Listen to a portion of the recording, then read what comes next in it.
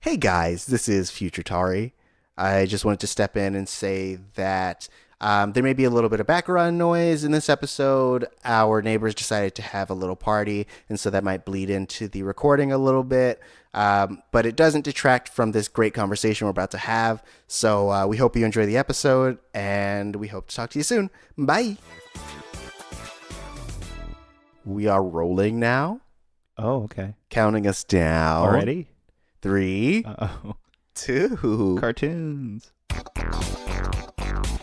You're listening to Missing Out with Lex Michael and Tari J.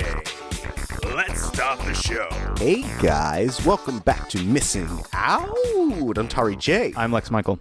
And if this is your first time listening, what we do here is we introduce each other to different media, whether it be movies, music, television, books, spoken word, experiences, things that have built us up as people, and we hope to share it with each other and you, the audience, and we hope it builds you up. We are the retrospective that is introspective. Getting more and more polished every day. Oh, baby, it's the polishedest. It's like, look at this turd. Now it's all shiny. One day it'll be ready. We'll get there. I think that you are being very mean to our intro. My standards are very high, sir. Uh-huh. Today, It's like, okay. yeah. Fuck you. Today we are talking about the DC animated series Young Justice. I made Lex Michael watch this. He had never watched it before, and I keep bragging to him about it, talking to him about how great it is, and so I decided to use my platform to make him watch a cartoon that I love. But also, it's a great piece of media. It is a great example of storytelling. So let me get into the pitch. Mouth sounds. Ooh, yeah. All right. So, guys, if you liked the original Teen Titans series, the one that had a lot of complex storytelling, character development, with a little bit of humor in it, then you're going to love Young Justice. It's like if Teen Titans had a baby with the Justice League, the original Justice League series, and then what? You're giving me a face. Very incestuous. I mean, it's a combination of the seriousness of the original Justice League and the characters and the style of the original Teen Titans. So if you, like me, really enjoy animated shows, especially featuring DC superheroes, and you like complex, layered storytelling, then this is the show for you. This is also one of the first actually serialized DC animated shows, because even though there was a larger thread in Justice League, it wasn't necessarily like you could jump in almost at any moment, and then like you can go back and kind of see the revelations. But this one literally builds off of the previous episodes, and you have to watch them in order to really get a full sense of the story. So I think that also adds another layer to this show in that, like, you actually get to grow with these characters. It is now in its third season, and the characters that you start with in the first season grow and essentially progress in life just the way that you do. So I started around probably the same age as they were. Okay. And then they are now about the same age that I am. So it's really interesting. And this show debuted when? It debuted in 2010, I believe.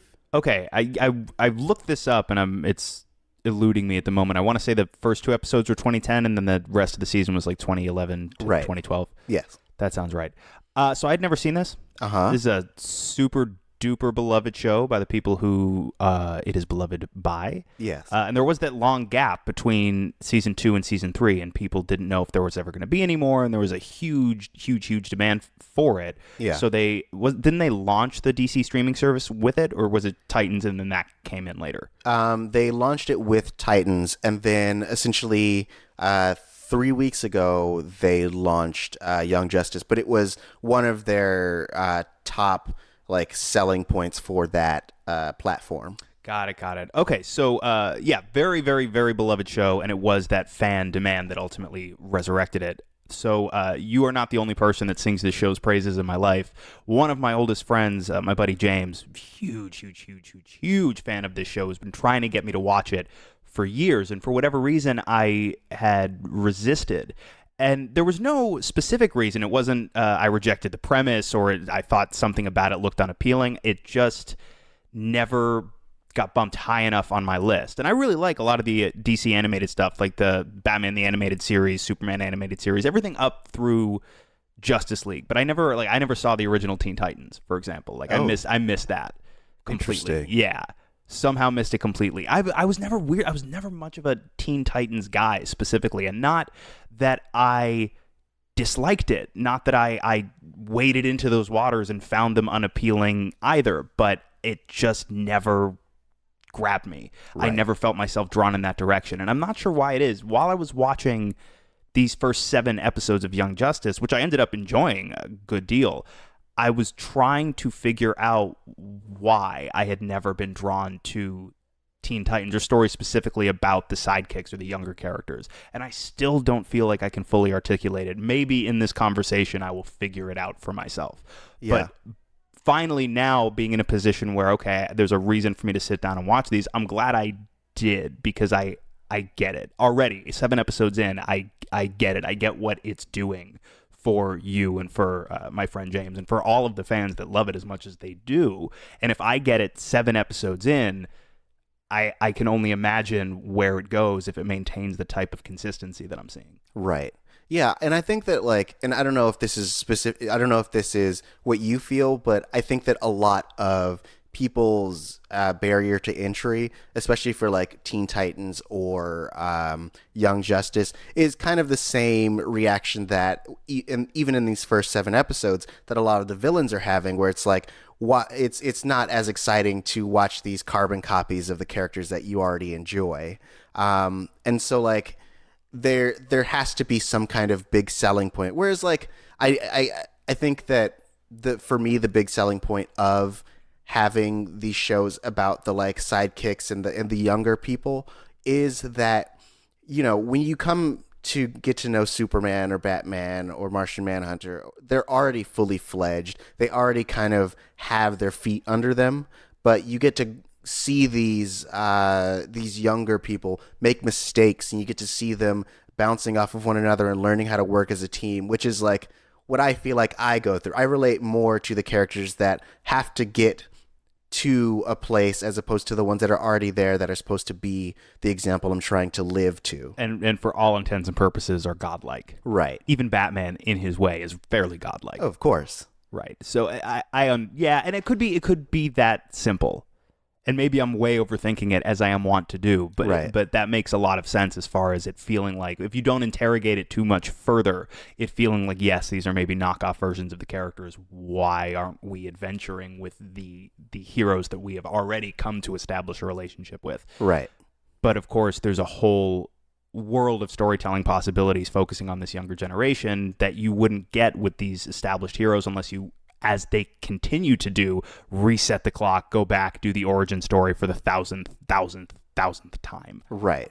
And speaking of that, like what we do on the show, if you haven't listened to many episodes, is we like to try to wrap our topics into something a little bit bigger. And so last week I was inspired a little bit by our conversation about the People's Collective, because something that kept coming up is this idea that like you have to jump on an idea as soon as you get it because because there are no original ideas, or when you have an original idea, someone else is going to jump on it. But like for me, the idea of no original ideas isn't a new concept, but I think that what keeps me creating is the idea that, like, yes, there are what do they say? There are 10 base concepts: man versus man, man versus nature, man versus blah blah blah blah blah.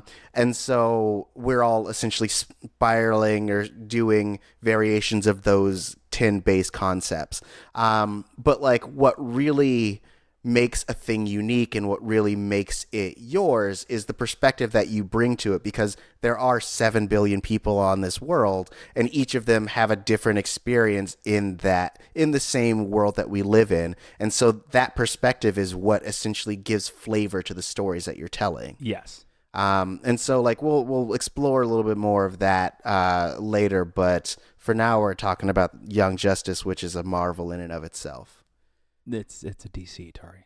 Oh, I'm making a Tauri joke. Damn. I'm trying it on. It doesn't fit well. I mean, but it felt good. It doesn't. This article of clothing does not breathe. No. It's a little tight in the wrong places, a little loose in the wrong places. Somehow it's both hot and not hot enough. But I think it really accentuates your curves. Fuck you. Oh man. Yeah. So, was there anything that stood out to you particularly about Young Justice compared to all these other, like, well, now that I know that you haven't seen Teen Titans, I can use that to gauge my views, because I can't be like, what did you think of it compared to Teen Titans? But like, in the realm of DC content you've taken in. Okay, specifically in terms of animation? No, just like in general. I mean, if animation is the thing that stood out to you. Do I like it more or less than Suicide Squad? Is that what you're asking? Yes, that's my specific question. More? Oh, okay, cool. Well, good. I'm glad we settled that. And that's our conversation about Young Justice. Yeah. Something I really liked is that now that I know exactly where it's going, I hadn't had a chance to really go back and watch a second time. Like, I watched the first season, and I actually, the first time I experienced it, I watched it week to week, just like everyone else. Yeah. Until I moved to LA, and then I didn't have access to them. So like, I only saw like half of the first season. Okay. And then the second season like finally came out on Netflix probably about 3 years later, and I was able to really like finish the first season, see the whole second season, and then I got to wait around like everyone else for the third season to exist, whether it was going to exist or not. Not knowing whether it was going to happen. I feel like most people probably caught up with it on Netflix, right? Yeah, mostly because like it was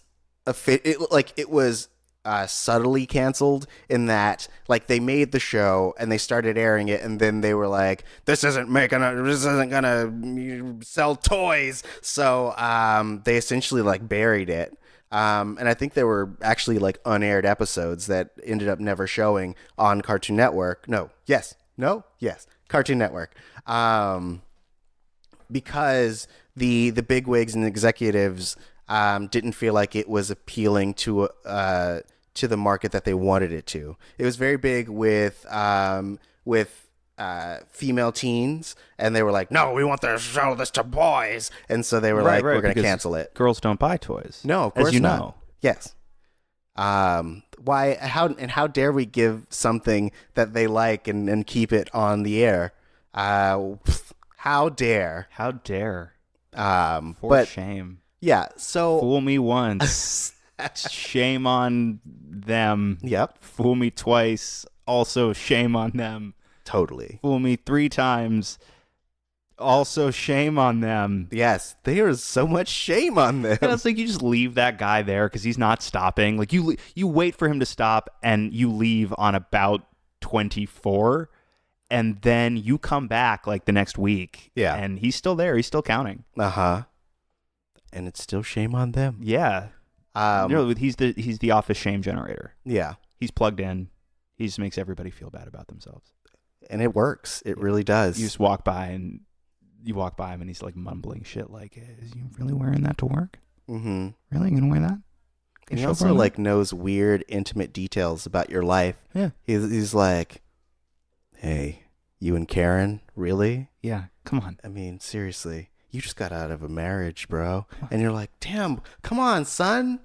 Don't be calling me out like that. And he's like, look, it's my job. I'm the shame generator. He leans in and whispers into your ear, one of you can do better. Oh, And no. then just ghosts away. Flapping his arms out the window like Tony Todd and Candyman. Yep. But yeah, so I feel like there's a lot of rewatch value, especially when you know exactly how the seasons are going. You can see all of the little pieces that they sneak into the episodes that build off of one another, which is really cool. Especially the first 2 episodes really lay such a broad groundwork for everything that happens leading to the season finale of season 1. You're like, holy shit, like it's all there. Every little bit of building that they really needed to do for the like season finale is all in the first 2 episodes. Really? Oh yeah, the groundwork is there. Okay. So like I think that once you get to the end of the season 1, go back and watch the first 2. You'll be like, oh,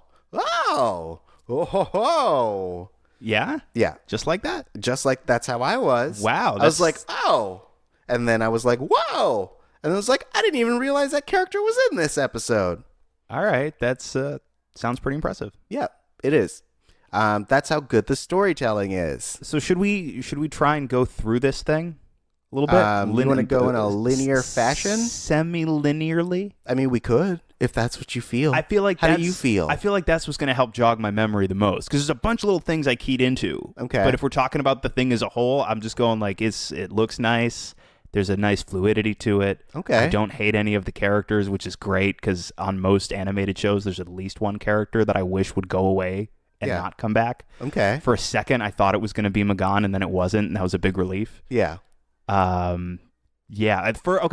We get to the end of the first episode, and I like that already within the first 7, we are following up on this. I'm very curious about the Superman-Superboy relationship, because the moment in the second episode, Yeah. where the Justice League meets Superboy, and Superman reacts very uncomfortably and bails. That's an interesting moment, because that doesn't feel like Superman, but not in the way that Zack Snyder Superman doesn't feel like Superman, in a way that it feels like this is Superman, but this is an uncharacteristic moment for him. And I'm very curious to see where that goes. That was one of the first things that really jumped out at me and then grabbed me and pulled me in further. Yeah. And I appreciate, too, here we go, like it's happened. It's finally happening. Okay. Well, before you jump on that, I'm going to drop down the spoiler wall. Yes, let's do that. So that Maybe anyone should have done that already. I mean, maybe anyone who hasn't seen any Young Justice, you know that how we feel about it in general terms, and now we're getting into specifics. I feel like, yeah, when we get into specifics, my enthusiasm will come out in greater abundance, because so far I've been very tepid. But I'm the longer I sit and think about it, the more I'm remembering that I really, really enjoy. Yeah. But it'll be far easier to talk specifics. Okay. So, broadly speaking, I am pleasantly surprised how many call them A-team characters are very present in this show. Yeah.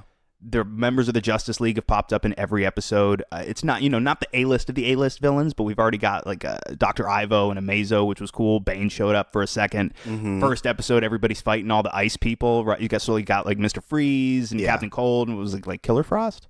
Was that Killer Frost? I think it was Killer Frost, or I think it was Killer Frost, and then we had Iceman Jr. Yeah. Of course we did. And then also, too, you get really fun deep cuts. Like, I don't know the last time I saw Sportsmaster in anything. So that was fun. Oh, yeah. He's all over this thing. Yeah? Oh, yeah. A lot of Sportsmaster? Oh, hell yeah. He's actually really important for the first season. Wow. Okay. Yeah. Which I was like, okay, cool. We're reclaiming Sportsmaster. And he's cool. He's great. That's exciting. Or at the very least, he's interesting. He's not a great person. Sure. Yeah. But he's a cool character. Sure. We get a whole Dr. Fate episode, which I thought was really, really cool. Yeah. And explored Dr. Fate in a way that felt super accessible and not... I've read Dr. Fate stories that I really enjoy, and I've read some that just crush me with how uninteresting I find them. Okay. And I like that they took a lot that I remember liking from what I have read and then blended it into the story they were already telling, and I like the concepts that they introduced in that one. But okay, maybe we should go through linearly because I'm already feeling the train going off the rails. Okay. I mean, I was letting you speak as generally as possible. Yeah. You know how the show works. We speak generally, then we go specific. I'm still not sure how this show works. This is your first time playing? This is my first time listening. What do we do here? Long time host, first time listener. Yes. Let's go. I want to treat the first 2 episodes as one long pilot. Yes. And so that is episode 1 and episode 2, Independence Day and Fireworks. And this is our standard everybody gets together episode. So it really starts off with everyone individually hanging out with their mentor characters. So we have Robin and Batman. We have Speedy and Green Arrow. We have Aquaman and Calder, who is a original character for Young Justice, which was later introduced into comics. Okay, I was wondering because I'm familiar with there being an Aqualad, but I didn't recognize this fellow in particular, so that tracks. Yeah, which I like because 1, he black, which tight. Also, that gets in second season that becomes his like original character arc. Allows them to play with his origins, and they do it really well. Second season is fantastic with his character. But and then we also have Flash and Kid Flash, and they're all fighting their individual ice villain counterparts. Yes. I'm just chuckling at all the ice people. Oh yes, Iceman Jr. Mm-hmm. He just wanted some attention. I'm trying to remember what I saw. I saw the design for Iceman Jr. and it reminded me of something very specific, and I still can't figure out what it is. I mean, he has a very he reminds me of what is the character in? Well, he reminds me of an ice giant, like the frost giants from Thor. Yeah, frost giants from Thor. Okay. He also reminds me of the ice titan in Hercules. That might be it. Yes. I think it might be the Ice Titan in Hercules. Yes. Because they both are very lanky. They both have the icicles, things. So, yeah. They look all pokey and whatnot. Right. So we solved a mystery. We are the greatest detective. Fuck you, Batman. We are Batman. And so I really like these intros to these characters because they essentially are like, here are your main 4, but they also establish that these 4 characters, before they even decided to be their own team, they were being inducted into the Justice League, or so they thought, but they were still being kept at arm's length. Yes, which Speedy takes great offense to, because he knows that the Justice League Watchtower is orbiting the Earth.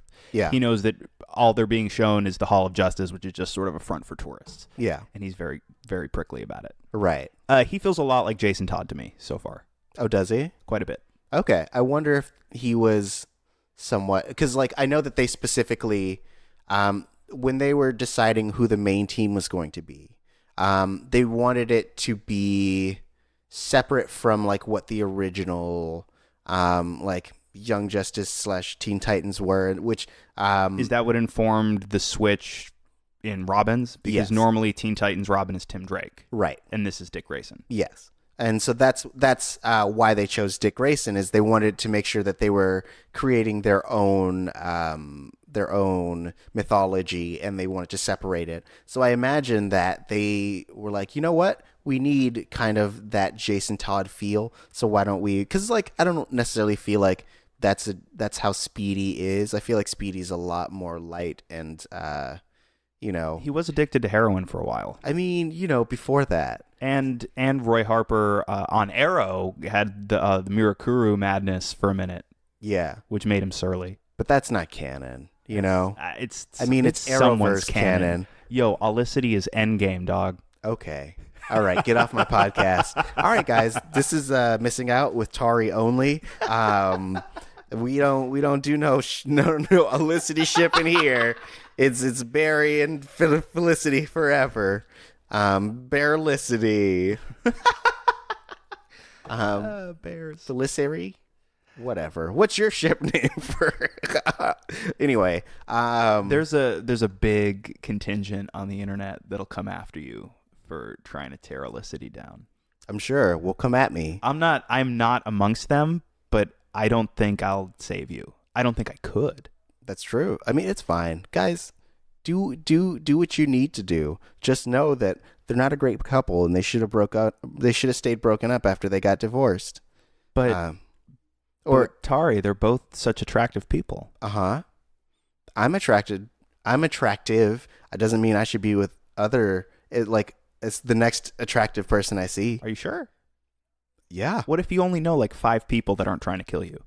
Well, then I'll be with one of those other 5 people, I guess. No, that's what I'm saying. Like that's the position Oliver Queen finds himself in. He really only knows in his town. He really only knows about 5 people that aren't actively trying to kill him. So, and one of them's his sister. Right. So he should date his sister, you're saying? That is not at all what I'm saying. It sounds like you're saying he should totally date his sister. No, you took that. You definitely took that there. You were like, oh, you have man. failed this city.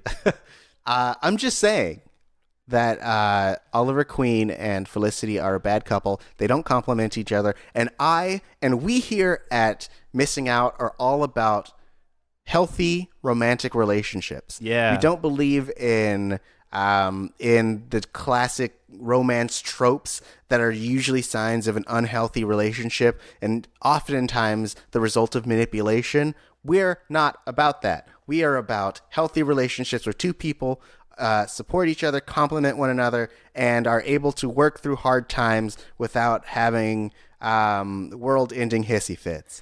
Oliver Queen. Speak for yourself. Some attractive person's gonna come sweep me off my feet without any effort on my part because I deserve it. Oh yeah, you're some nerd dude writing your own story.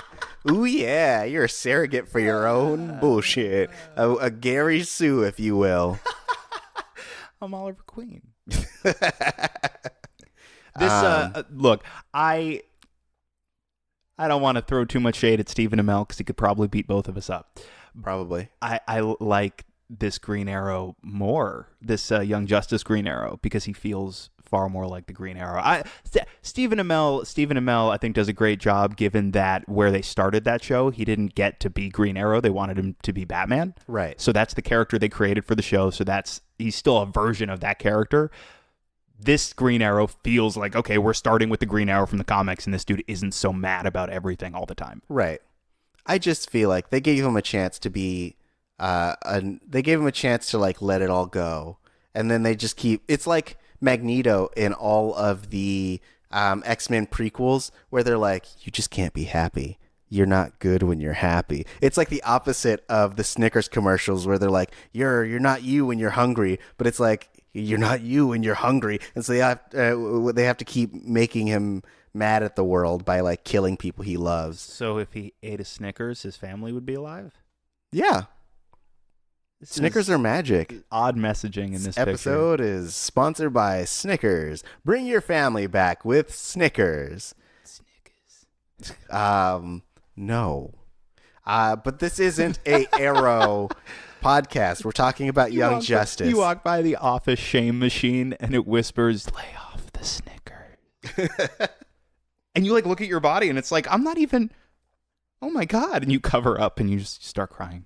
Oh no. I don't like this office shame machine. Look, realistically, it is doing exactly what it's supposed to do.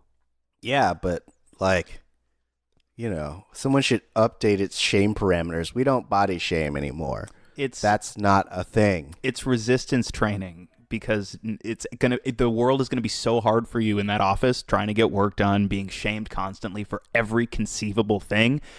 Your job would be easier if you were smarter. Things like that, right? Constantly, so that when you go out into the rest of the world and that's not happening, it will be so much lighter by comparison. That's how that works. Okay, sure. That's how internalizing shame works. Yep, that's how it works. Oh man. It definitely won't create a stable complex in you that will take years and years to unlearn. And when it's everybody, that definitely spells good things for society at large. Definitely. Yep. Uh-huh. Yep. So if you want your very own shame bot, call the Missing Out Hotline.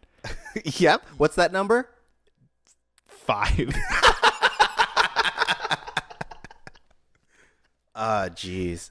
978 miss out. 978 miss out. For your own personal shame bot, we will return your phone call and make you feel real bad about yourself. Just leave your name and something you're insecure about, and we'll go to town. We'll just fucking go to town. If you're not crying by the end, your money back guarantee. And if you donate in the top tier, we will come to your house and shame your entire family in person. Oh shit! Yeah. It'll be like a full roast. It's gonna be like what the Purge, where we show up in the masks. Yeah, we break in. Right, but it's not violence, it's not guns, it's not knives or anything. We just weaponized shame. Yeah. Like we shame your doors, and they fly off their hinges. We shame them so hard. Oh hell yeah! And then we like hand you each an apple, and we're like, put this in your mouth because you're about to get roasted. At that point, at least half the room is crying. Yeah, of course. We haven't even started yet. Oh, yeah. It's the fear of us being in the house in the first place. Of course. That does it. Yeah. And they feel oddly compelled. Like they feel like there's no weapons of any kind. We just tell them to do it, and they do it because they're already feeling ashamed. Right. We have a powerful presence that really allows people to follow the things that we tell them to do because, we're just so commanding. So commanding. And if you do donate in the top tier and we do come to your house, obviously we have to go home eventually, and we will leave you with your very own brand new ShameBot. Yay! You can also buy them pre-owned and refurbished. Although the pre-owned refurbished ones do have even more archaic shame parameters. They're a little racist. Yeah. And very weird about sex stuff. Like, don't even have sex with it in the room because it will... Oh, it boy. remembers everything. Yep. Then it'll be like, are you married? Do your parents know about this? And it's like, no, come on, man. Is this for procreation or is this for pleasure? Because we don't do that in this house. And it's like, this is my house. Anyway, I'm bringing it back to Young Justice. I also want to give a shout out to Jesse McCartney, who does the voice of Robin. Yes. He was also Roxas in Kingdom Hearts 2 and 3, blah, blah, blah, over 2 days. Okay. And all subsequent. Like, he is a voice actor now, and he's great.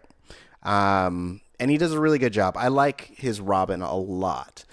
There's also this thing that Robin does, which makes me laugh, which, like, he does the Batman thing of just, like, disappearing randomly. Sure. But every time he does it, there's like a little laugh in the background where it's like, ha ha ha ha ha ha. And it's just like, why? Why would you do that? Because it's funny. I guess, yes, very funny. But I like that even Robin, who, like, he's got the whole thing about he won't tell anybody his real name, right, when we meet him. And he's a lot more Batman-esque when we first meet him, as far as kind of how he's carrying himself before he starts lightening up a little bit after, hanging out with the team. Yeah.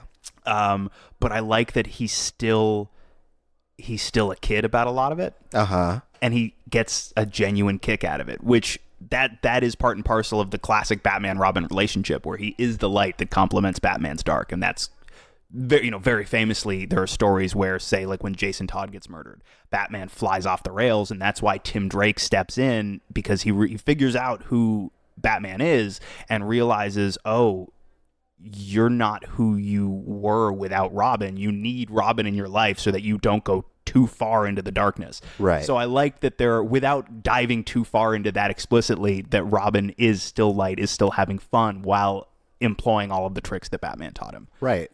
I would say that, like, for me, Robin is the highlight of this show. I mean, like, I love all the characters, but I feel like he has the best interactions with everyone. He's the most natural feeling character within the world that they've created, especially his friendship with Kid Flash. I think is very genuine and organic, especially the way that he gives him so much shit every time he hits on Magon, which is always super gross and cringy, and I'm glad it goes away. It does. Okay. Yes. Because it's gross, and I hate it. It's skeezy.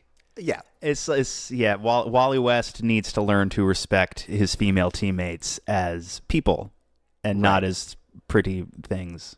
Yeah. I mean, and I get why it's there, because like that is a very classic Wally West thing, to be kind of a womanizer, pervy dude. He's a little bit of the Johnny Storm, right, in that regard. And so I think that like I assume that the writers wanted to keep a piece of that, but not make this 15-year-old kid be like slobbering over every girl he sees. So they like focus it in on one crush, that they can kind of have everyone like roll their eyes at. You know what I'm saying? Yes. And I do like, especially once Artemis shows up, we start piling a lot of shit onto Wally. Right. Which he had earned already at that point. Less than 7 episodes in, he had started earning the shit pile that gets poured on him. Mm-hmm. I mean, because he's the most vocal about his like everything. He just doesn't stop talking. He really doesn't. And it's always just like bullshit. And so I also like that Artemis is able to give him as much shit as she is, especially off the bat, because he's so combative towards her, because it feels like he's just wants it to be his boys club with the original 3 and Speedy. But she's like, no, I'm contributing. I saved your life. Like, I am a capable person. Also, you're garbage. Right. I hate you. It's wonderful. Yeah. It's really nice. Like, I really like their dynamic, and I also like that everyone's super thirsty for Superboy. Yes. They're like the thirstiest. Yeah, he's super broody. Yes. Which like, isn't that a thing, right, for young people? And it's not just young girls. I think it's a thing for young boys too, as far as maybe what they are into in others, but also what they might aspire to be themselves. That super broody, semi-mysterious thing where it's like, you've got to be figured out, and maybe you're troubled, and maybe I can help fix you, et cetera, et cetera, et cetera. Plus, he's super handsome. Right. Well, yeah, he's like... He reminds me of Angel. Oh, yeah. Like David Boreanaz's Angel, a little bit. Okay. I could see that. I mean, I've never seen Angel. Have you ever watched Buffy? I've seen the first episode, and I've seen like the last season. It's hard to explain. Wild. So it's a good show. Yeah, I hear a lot of great things about it. I started watching after it switched networks from whatever it was originally on. I think WBD UPN. Yeah. Yeah. And so I started watching from that point on because everyone loved it and it was so popular. And then later I tried to watch it from the beginning, and I was like, I can't. It's slow. It's slow at the beginning. I know it gets great, but like it was slow and I didn't have the patience for it. It takes about a season and a half to get as good as it becomes. Yeah. It's real good. I get it though. Who has the time? Plus, like, not for nothing, if you wanted to do Buffy and Angel, which is how I honestly would recommend doing it, that's combined 12 seasons worth of stuff. It's a commitment. Yep. It's a lot. It is very, very rewarding. Yeah. Very rewarding. The highs of the two combined shows are as high as anything that I've seen on TV. Yeah. It's a big old commitment. But anyway, Angel reminds me of Superboy a little bit and vice versa. No, that's bullshit. Superboy reminds me a little bit of Angel. Angel does not remind me of Superboy at all. No. Angel never goes and just starts wrecking things. He does, actually. Oh, well, he's a vampire with a soul, and if he experiences a moment of perfect happiness, he's been cursed by gypsies, you see, and he'll lose his soul and become evil again. Ah, spoilers. okay. That happens once or twice. Got it. It happens like 5 times. Okay, but yeah, he does. He trashes some stuff up. Nice. Yeah. I remember the first episode meeting Superboy differently than it happened. How do you mean? Because they break into Cadmus. Yes. I remember them breaking into Cadmus.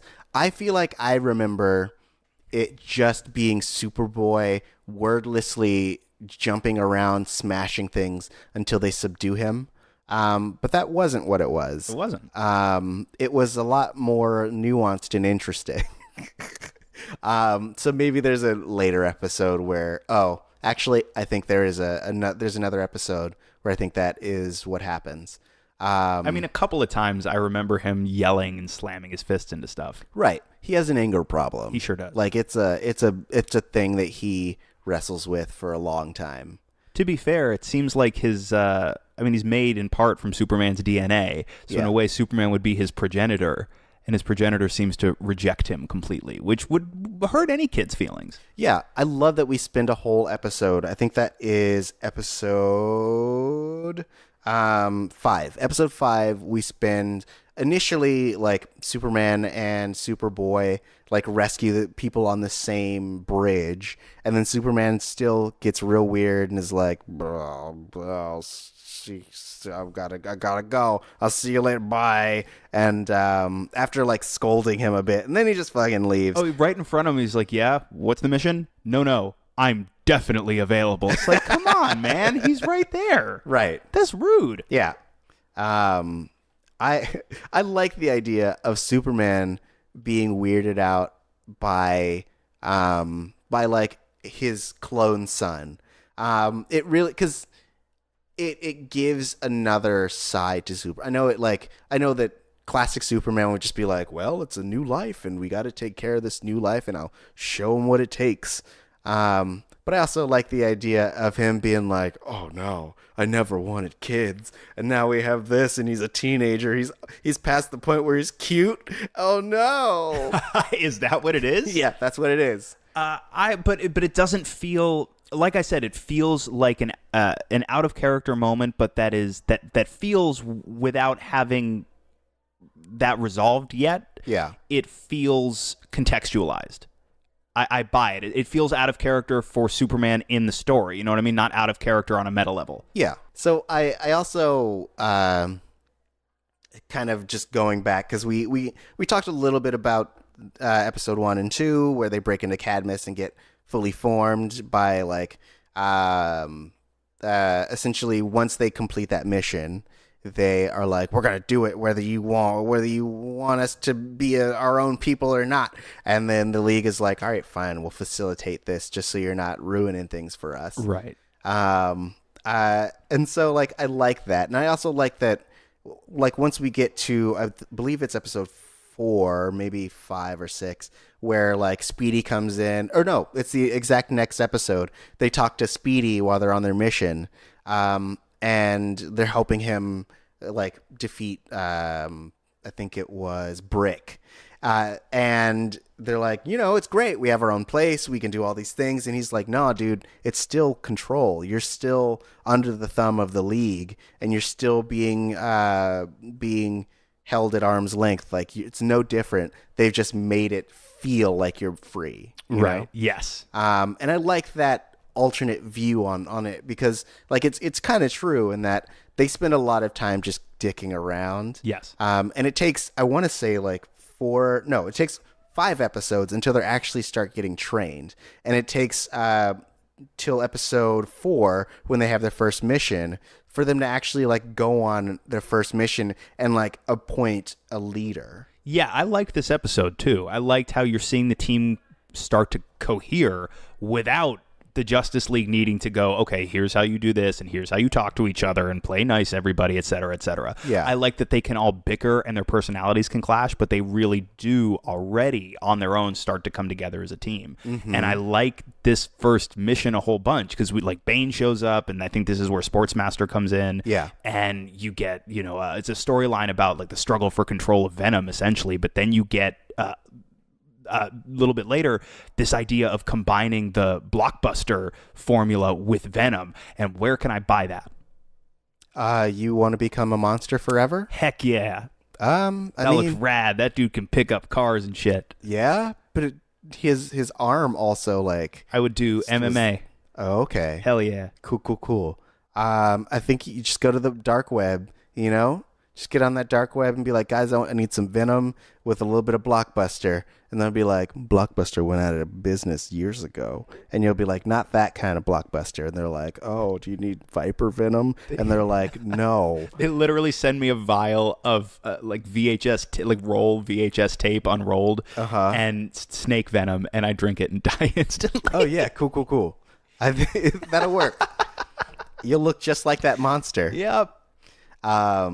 But I like it. I like it. And I like, again, as I mentioned earlier, I like that we're given a lot of the A-list time on screen, but I also like that we're doing a bunch of deeper cuts, like Sportsmaster, like Blockbuster, like Cobra. I like that Cobra shows up in this. Right.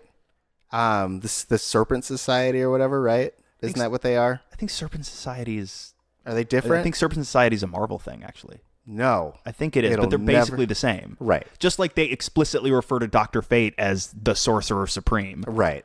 I mean, yeah, there are always like one-to-ones between Marvel and DC. Remember what you were saying about how there's no such thing as an original idea, but what makes it unique is what you bring to it specifically? Yeah. Case in point. Exactly. Also, sorry, sidebar.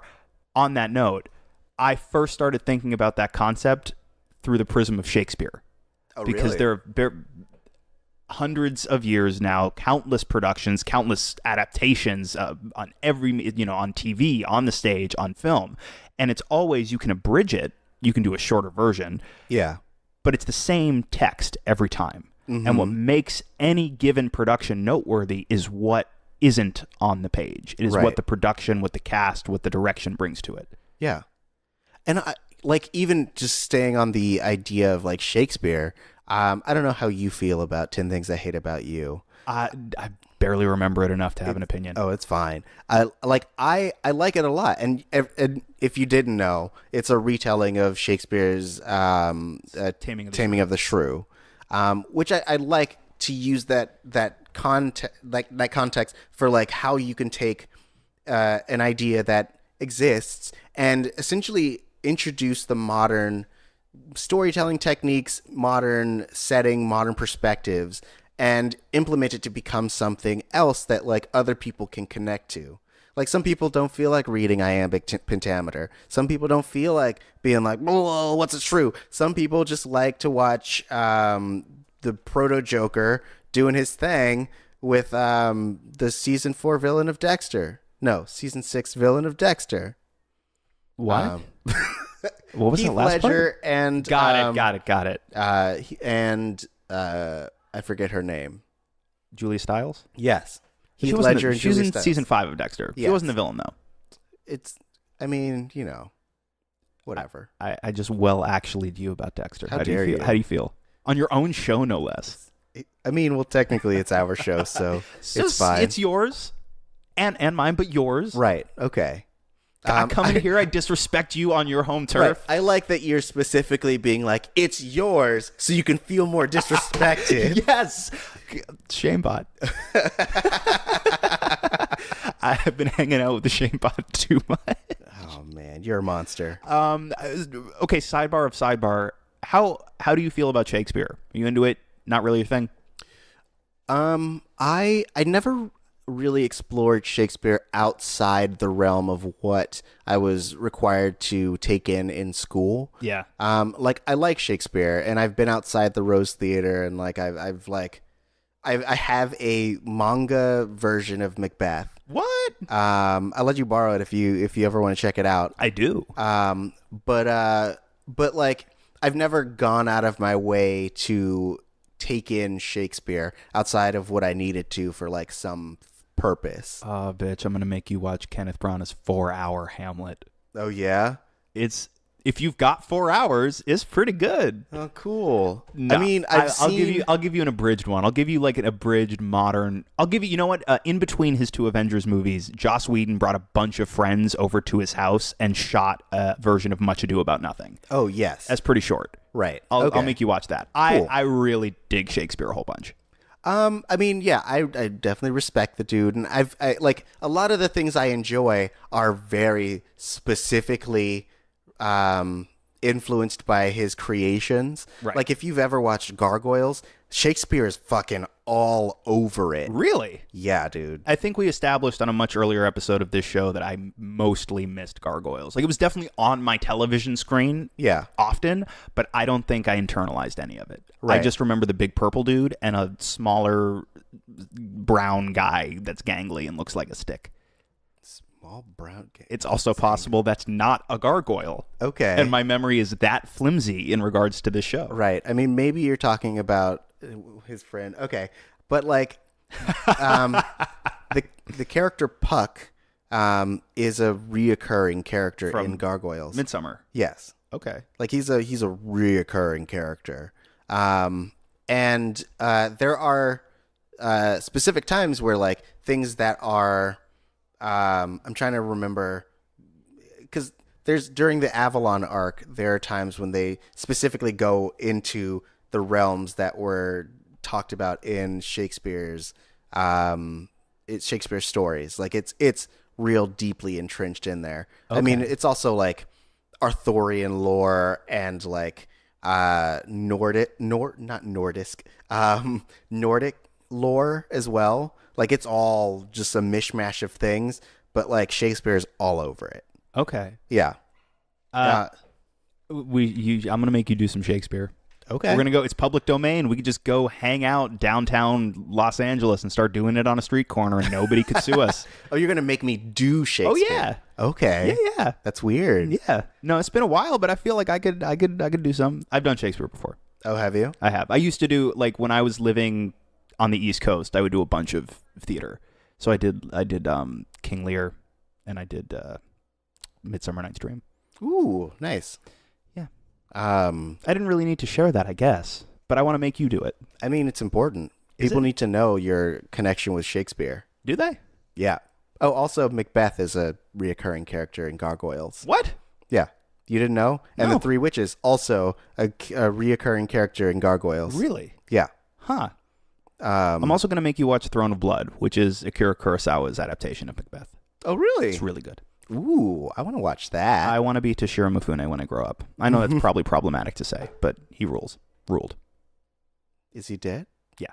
Oh, no. Like, how dead? I mean, pretty dead, I think. Like in the way that everyone dies at the end of Hamlet? Spoilers for Hamlet? I mean, I guess more the way everybody dies at the end of Macbeth.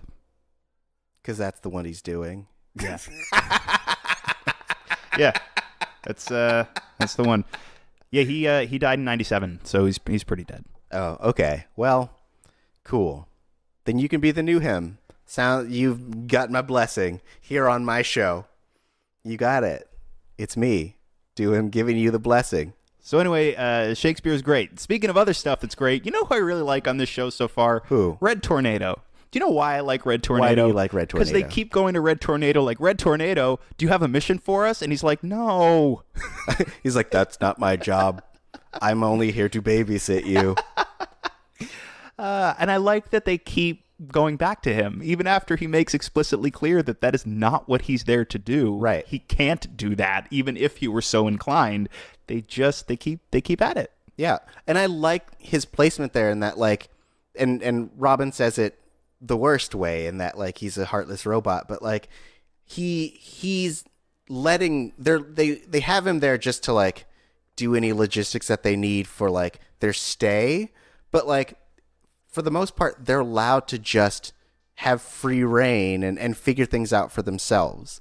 And I like that they didn't put someone there who's gonna be more inclined to like step in if needed. No, like if someone dies on their mission, it's because someone messed up. Right, you know? like, or more inclined to bend the rules at all. Because as Right. we saw in the very first episode, they weren't really, they agreed they weren't going to tell the sidekicks about the Watchtower. Yeah. And Green Arrow was just like, I don't know, I sort of told him. Yeah. He's mad now because I told him some shit I shouldn't.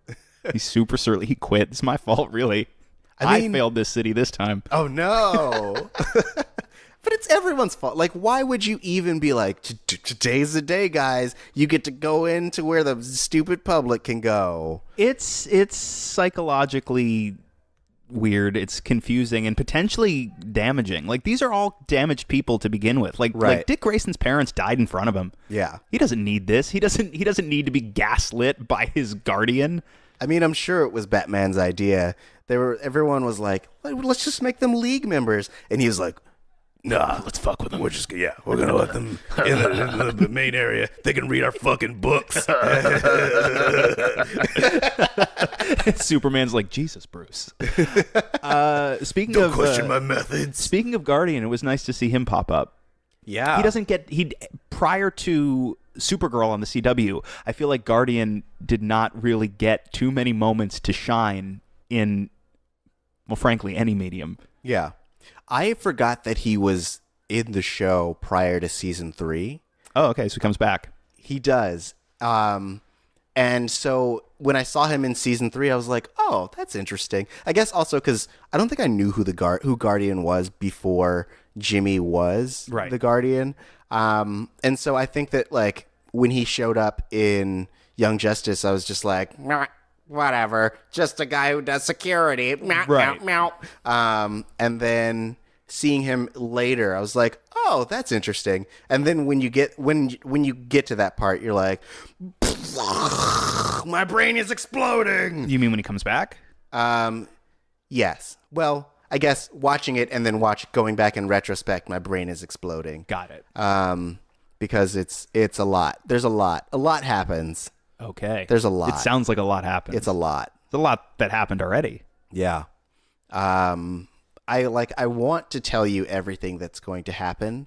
I guess I just want to talk to you about everything that happens because it's so good. If it helps, I am probably going to continue watching this, even though I very much do not have time to do so. I mean, look, it's only 20 episodes for the first season, and then I think like 20 episodes for the second season or 26 episodes for the second season, and then we're only 12 episodes into the third season, so like... And aren't they splitting it up now? Isn't they did 12 or something, and they're not coming back with another 12 for another few months? I think so. So, and the fact that I got through a third of the first season in a single sitting means I can power through this pretty fast. And honestly, I dig a lot what I'm seeing so far. Good. It feels like if I picked up this comic book on a shelf, this is the exact version of the comic book I would want it to be.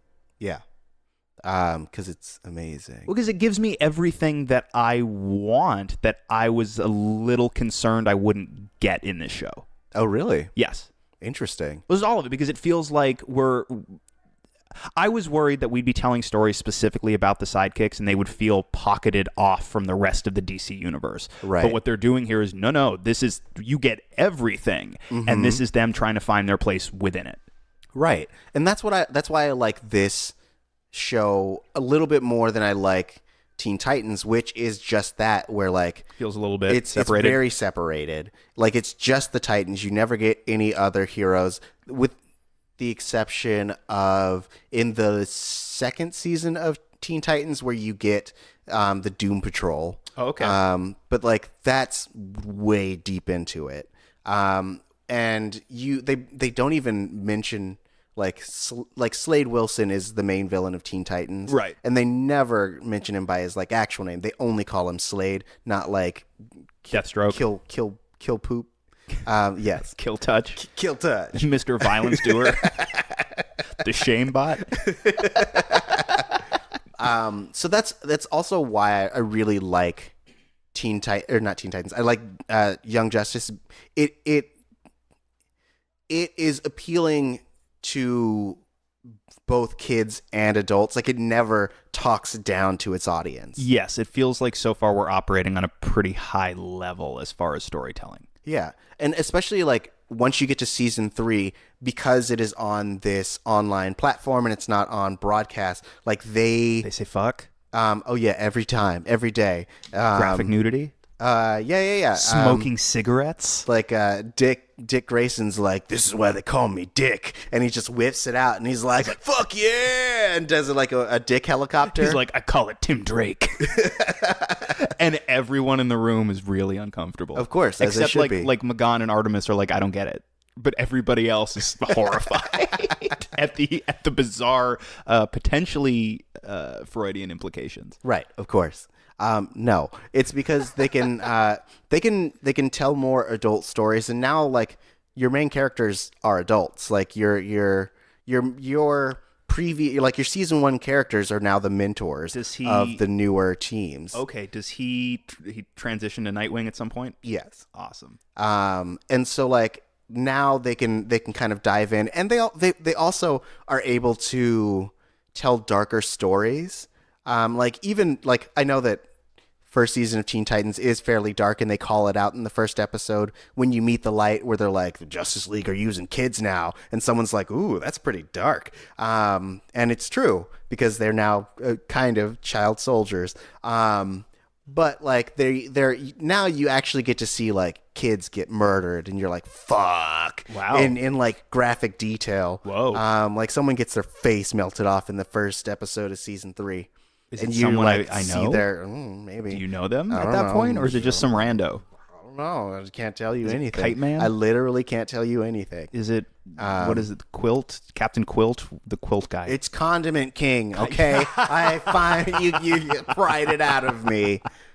No. But yeah. Okay. All right. Intriguing.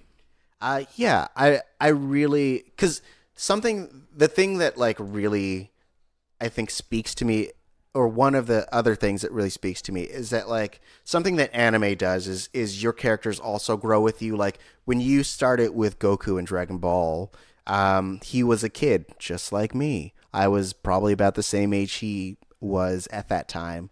And then like by the time you get to the end of Dragon Ball, like he's a teenager. Mm-hmm. And by the time you start Dragon Ball Z, like he's in his 20s, he's an adult. And like by the time that you get to where you are now, like Bulma, who was also a teen when you started, is in her 50s, and she has kids and like all that stuff. Like anime characters grow with you in the same way that like this show has allowed its characters to not only grow as characters, but also like it allows them to like take on new roles and let a new generation come in. And like, there's a lot of really nuanced storytelling that is captivating, especially if you're an adult. Yes. Yeah. Yeah. It's working for me on a number of levels. Yeah.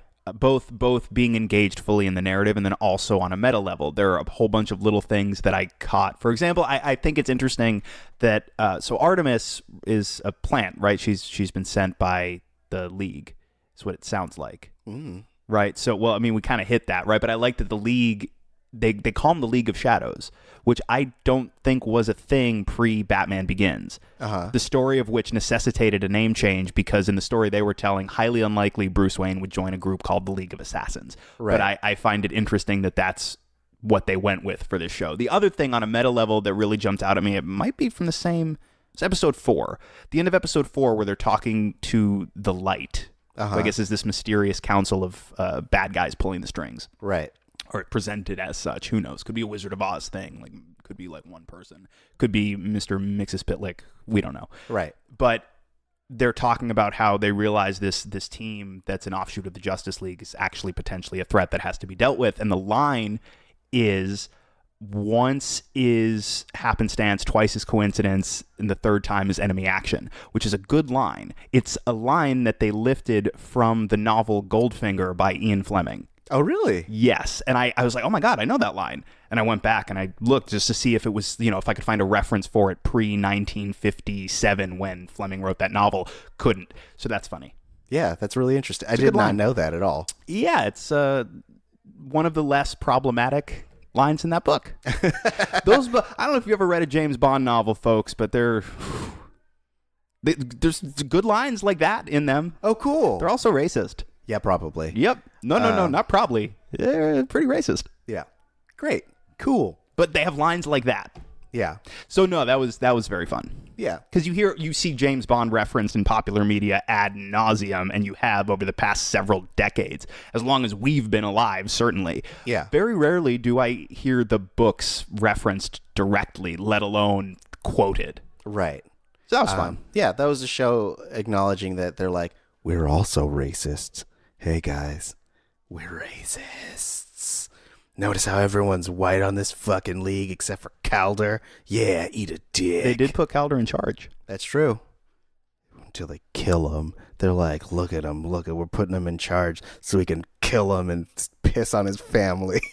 Fucking black person. Jesus. Just kidding. The show would never do that. It's great. And everyone in the room's like, Jesus Christ, Green Lantern. Oh, jeez. And then Hal Jordan, who just got done saying that, looks over his left shoulder, and Jon Stewart's just standing there looking super pissed. You want to be in lead too? You want to be in front, bitch? It's like World War. I think it was like World War II, where they were like, yeah. We're gonna put the black people in front. We're gonna make sure that they're the first ones to take the bullets, and then we'll come in and swoop and take out the enemy. Oh my god! You know, classic Justice They're League. like, holy crap, Hawkman! It turns out, we find out, like, putting Calder in a position of leadership revealed that far more of the League is super racist than we would have thought. Yep.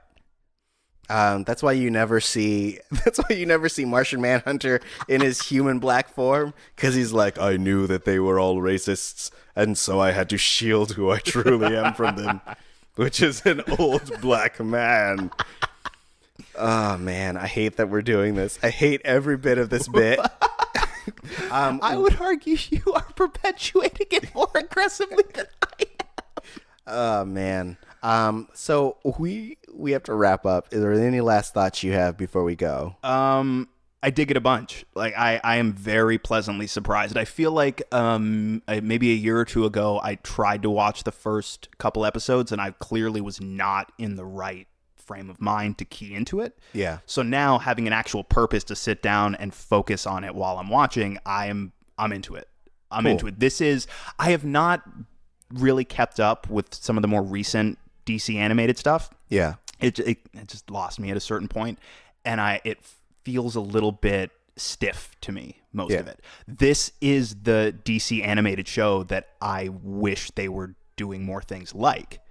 So I'm very excited that it exists, and I'm kicking myself slightly that it took me so long to jump in, but I like it a lot. Yeah, I mean, and you picked a really good time to get into it, especially because you're on that DC Universe app. Yeah, I got it to try it out.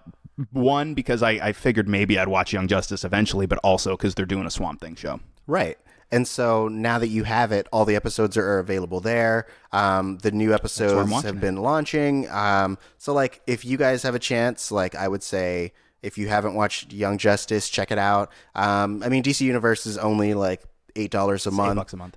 So it's not too bad. Or you could also just do like I think it's a 30-day free trial and binge the whole thing that way. And then you'll be like, oh damn, this is so good. I'm gonna just keep my subscription because it's so good. Have you ever? Sorry, sidebar. Since we're talking about DC animated properties, have you ever checked out? Did you ever check out Brave and the Bold? The show? Yeah. I saw a couple episodes.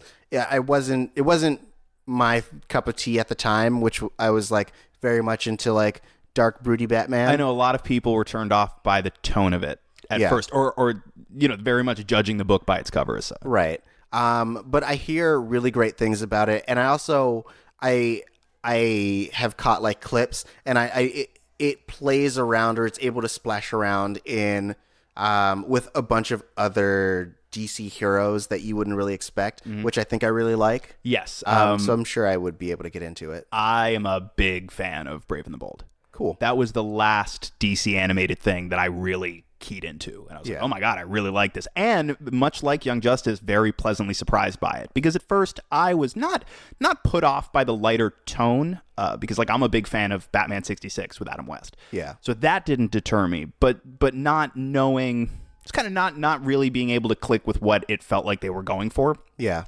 And then was pleasantly surprised to discover, oh, I actually really, really enjoy this. And they're doing something very specific, right? None of the ideas are totally unique, totally original, but they're doing something very specific and they're putting a specific touch on it. Yeah. And it's fun. It's funny. By the end of it, it gets a little bit emotional. Like the last episode kind of makes me tear up a little bit. Oh, really? It is good. It's a good show. Interesting. Yeah.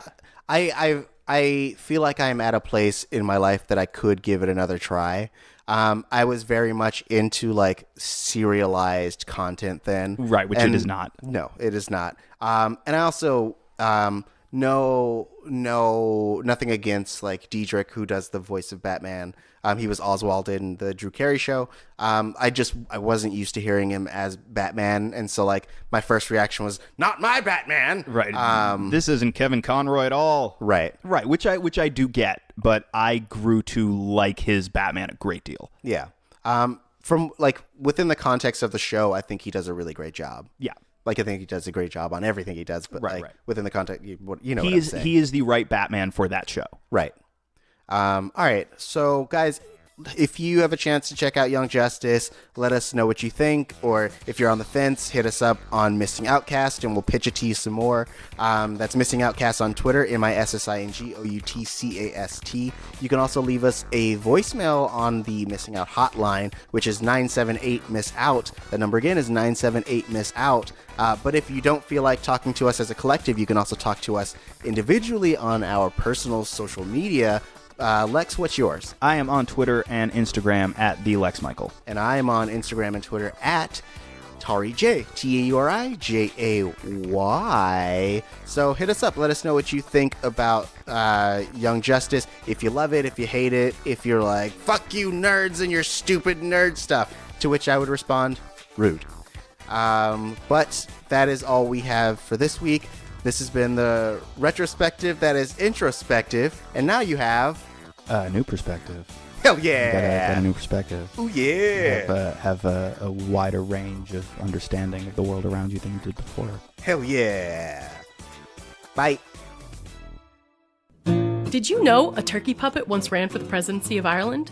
Did you know that meat once rained from the skies of Kentucky? Did you know that there was an emperor of the United States for a while? Then listen to the Wiki Ship Down podcast. We live in an age when the sum total of humanity's knowledge can be found in your pocket on a smartphone at any given time. But when that knowledge is peer editable, like it is on Wikipedia, what does that say about mankind? So follow us down the digital rabbit hole as we drink, joke, and curse our way through the random button on Wikipedia and see where our journey through humanity's knowledge takes us. While you're at it, follow us on all social media at WikiShipDown. I'm Ruth Ann. I'm Ryan, and be sure to find us every Wednesday on iTunes, Stitcher, SoundCloud, or wherever you listen to podcasts.